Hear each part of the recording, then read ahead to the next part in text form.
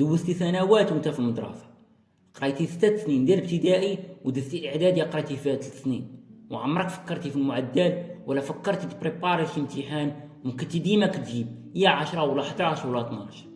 ومن بعد دوزتي عامين في الثانوي ضاحك ناشط، ودابا وصلتي واحد المرحلة مهمة في حياتك اللي غادا تحدد مصيرك.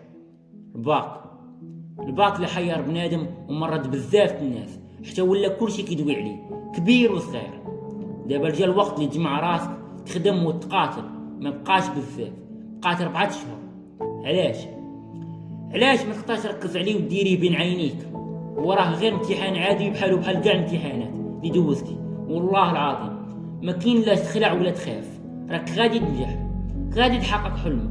غير صبر شويه وعطي الماكسيموم اللي في جهدك، ودير في بالك شكون كيتسناك تنجح. باينه شكون؟ امك وباك. ما كاين شي حد اللي غادي يفرح لك اكثر من والديك. خدم واجتهد على قبلهم باش تفرحهم وترفع راسهم قدام كلشي، وخبارك يسمع بها كلشي. دربكم ومدينتكم ودواركم بغيتهم كاملين عارفوا واحد بواحد، وترفع راسك قدامهم.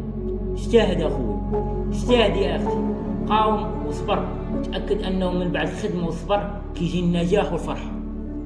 ودير في بالك النهار اللي غادي يعنوا فيه على النتيجه، الخوف والقلق، وباك وامك كتسناو وامك كتدعي الله، ومن بعد تشوف النتيجه وتلقى راسك ناجح. واحد الفرحه اللي ما كتصورش وما كتقدرش بثمن. فرحه عمرها تعاود بحالها، وصغاريت في الدار كامله ووالديك مفتخرين بك، حمرتي ليهم وجههم.